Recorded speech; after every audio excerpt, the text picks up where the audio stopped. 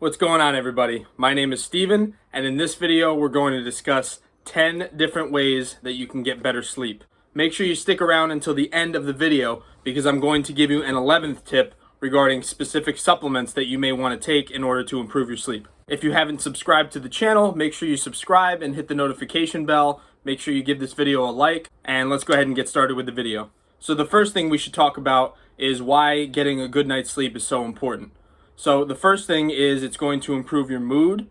All right, going forward into the next day, you're going to feel better, you're going to have more energy, and also a good night's sleep is going to decrease your stress and anxiety levels. You're most likely going to feel better every single day if you're able to get a consistent night's sleep, and your overall health is going to improve because of this. So tip number one for getting better sleep is increasing your light exposure during the day. So what do I mean by this? Getting outside during the day, getting some fresh sunlight, that's very important. This will increase your energy levels and also allow your body to get on a natural circadian rhythm because you're getting natural sunlight during the daytime. One study that I found showed that an additional 2 hours of light exposure led to an additional 2 hours of quality sleep on average. Tip number two, you want to reduce the blue light that you get at night. So blue light comes from either your phone, your TV, or your computer, any electronic devices.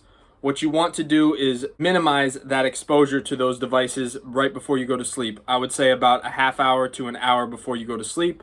You do not want to be using these devices. Now, if you're going to use your phone at night, you can always switch the setting from the blue light to night mode on your phone. All you need to do for this is go into your display settings and click on the button that says night shift or night mode. And this is going to change the color of the background of your phone from a blue to a light red. So if you're going to be on your electronic devices at night, at least program your phone to go into night mode. Now, tip number three, you want to reduce your caffeine levels, particularly after about 3 p.m. So I know a lot of people like to have their coffee in the morning and possibly even after lunch to help get them going again. But there were several studies that showed that consuming caffeine past about 3 p.m. was detrimental to people's sleep schedules. So you want to definitely limit your coffee, your tea, chocolate, anything else that has a significant amount of caffeine in it later on in the day. Now, with that said, having caffeine early in the day does show to boost energy levels throughout the day. So having your 1 or 2 cups of coffee early on in the day is actually a good thing. Tip number four, you want to reduce the irregularity and the time or the duration of your naps if you're able to take some during the day.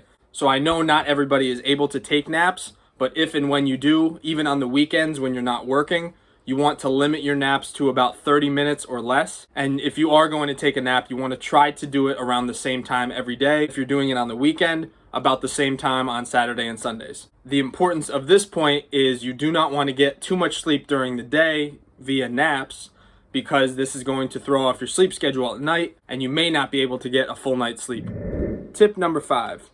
This is one of the more important points that we want to mention here. You want to get on a consistent sleep schedule. So this means going to bed around the same time every night and waking up around the same time every morning. So this includes even on the weekends. You do not want to throw off your sleep schedule on the weekends and stay up 3 or 4 hours past what you normally would during the week. So even on weekends, particularly if you're having trouble going to sleep, try to go to bed around the same time as you do during the week. Having a consistent sleep schedule maintains your circadian rhythm and allows your body to adjust to a specific sleep schedule so it knows when to wind down at night and when to wind back up in the morning. Tip number six, you want to reduce the amount of alcohol that you drink, specifically at night right before bed. Consuming alcohol right before bed is going to disrupt your hormone levels as you sleep, particularly melatonin. Now, melatonin is responsible for your circadian rhythm, and the level of melatonin gets higher as you get ready for bed and as you sleep, and reduces as you wake up in the morning. So alcohol actually interferes with this hormone, and therefore you will get a decreased quality of sleep because of it. Additionally, drinking too much alcohol leaves you groggy the next morning and can affect your sleep schedule the next day. You may want to sleep in longer, you may want to take a nap during the next day that extends past that 30-minute window, and therefore your sleep schedule may be affected the next night and going forward because of that. Tip number 7 is related to the environment in which you're sleeping. So this would be the quality of your mattress, the quality of your pillow, and the temperature in which you set to sleep in. So in terms of the quality of your mattress, Most people tend to like a little bit more firm, so somewhat firm on the mattress, but this of course will be to your preference. In regards to the temperature, there's been many studies that show a temperature set between 60 and about 66 degrees is ideal for sleeping. So you do not want to set your temperature past about 67 degrees. Your body gets into a more relaxed state at these particular temperatures. Tip number 8 is going to be you want to reduce snacking late at night, particularly carbohydrate snacks. Carbohydrate snacks would include chips, any bread products, cookies, cakes, any of those dessert type of products. The reason why you want to limit snacking is because as you eat, your body's going to have to break down that food, and therefore it's going to want to rev up its energy level in order to do so. So most likely that'll result in you not being able to fall asleep because your body is producing energy in order to break down that food. The reason why carbohydrates are the worst out of the groups of food to eat at night are because carbohydrates are primarily responsible for giving you energy. So if you're eating carbohydrate foods, your body is going to think that you need energy, so it's not going to be able to wind down appropriately in order for you to get to sleep. So if you are going to snack right before bed, I would recommend a food that has some fat or some protein. So that might mean some peanut butter, a glass of milk, an avocado, or some nuts. Tip number 9 is going to be more of a lifestyle tip, and that is to exercise regularly, but not really at night before bed. Exercise is most likely going to increase your energy levels, so if you exercise right before bed, it's probably going to have a negative effect on your sleep schedule. But overall, exercise and keeping your body healthy is going to benefit you in the long run in terms of getting quality sleep. And tip number 10 is you want to wind down. So by that, I mean you want to find an activity such as reading, listening to calming music, meditating, anything that will relax your body and help you wind down in order for you to get a quality night's sleep. I would say to do this for about 30 to 60 minutes before you actually are planning on falling asleep. So when you go to bed, either, like I said, put on some music or read a book and just try to relax, calm your mind, and your body will naturally want to fall asleep. If you're going to be on your phone, make sure you change that setting I mentioned earlier and put the night shift mode on. If you made it all the way to this part of the video, I'm going to give you one additional tip related to potential supplements that you might want to take in order to help you fall asleep. The first supplement I'm going to recommend for most people would be melatonin.